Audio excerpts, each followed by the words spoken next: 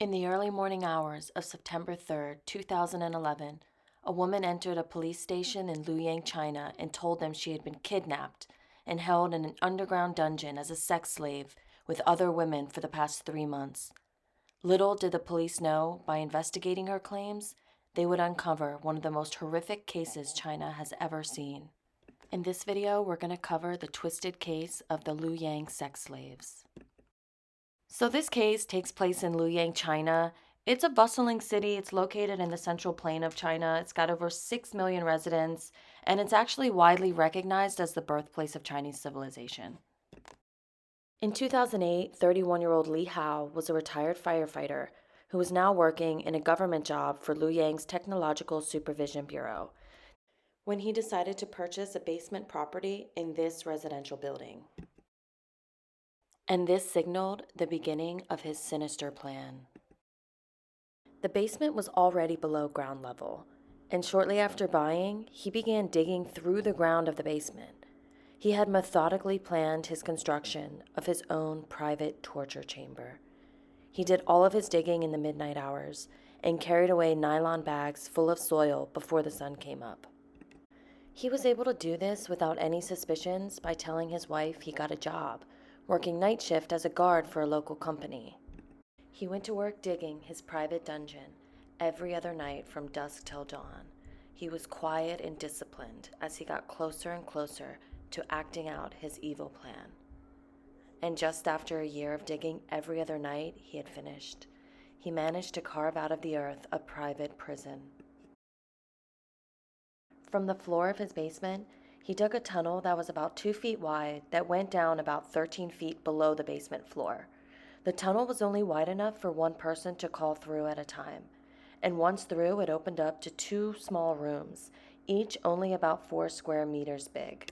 As if being held against your will in a dungeon of dirt 13 feet under the basement that's already below the ground is not terrifying enough, Li Hao placed 7 locked metal doors between the dungeon's entrance and safety in the building above.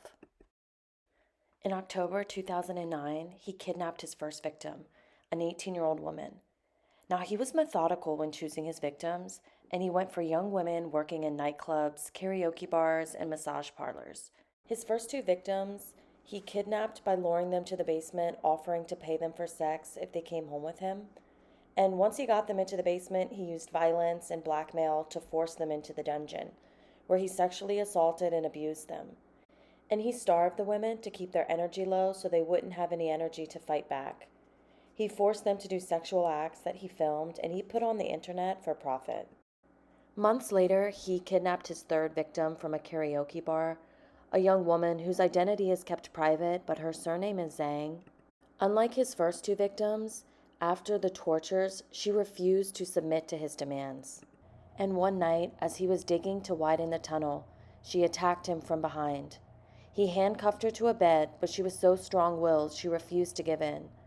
By this point, the women had been held captive in this dark dungeon for almost a year. Their mental state is something we just can't fathom. So when he told the other victim, whose surname was Dawn, that if she helped him kill Zhang, then in exchange he would let her free, she obliged. Over the next 6 months, he kidnapped 3 more women, aged 16 to 23. He repeatedly sexually assaulted them and forced them into prostitution, filming them and selling it for profit.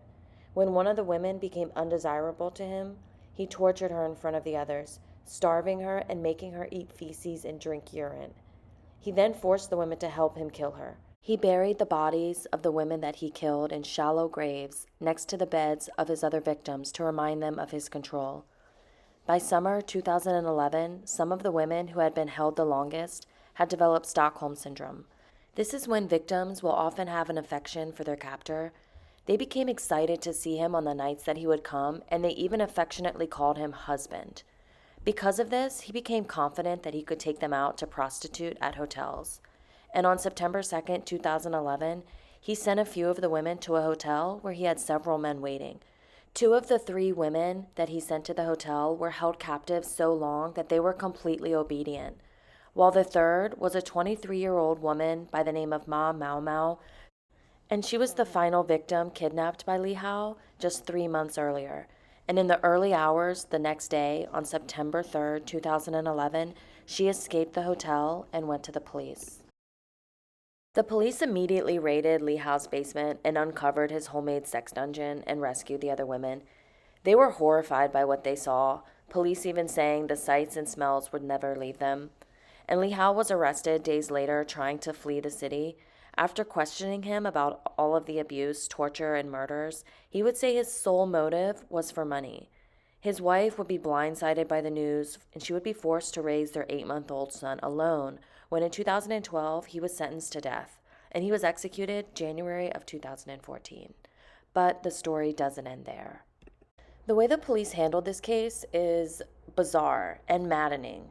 When the journalists tried to report on the case, they were silenced with threats of punishment for exposing state secrets. I mean, the police really did not want the public to know about this, which makes you wonder what else they're hiding. Furthermore, of the 6 women kept as slaves, 2 were murdered, 1 escaped to alert the police, and the other 3, well, they were charged for their part in the murders, which is insane. 2 of them received probation, while 1 got 3 years prison time. I could not believe it because, I mean, what choice did they have, right? Like, the physical and mental abuse they endured is just, it's unfathomable. I'd love to know what you think about the charges brought on the women.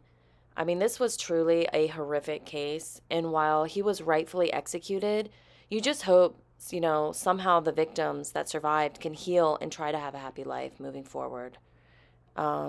Anyways, that's going to be it for me in this case. Like and subscribe if you enjoyed the story, and I'll see you in the next one.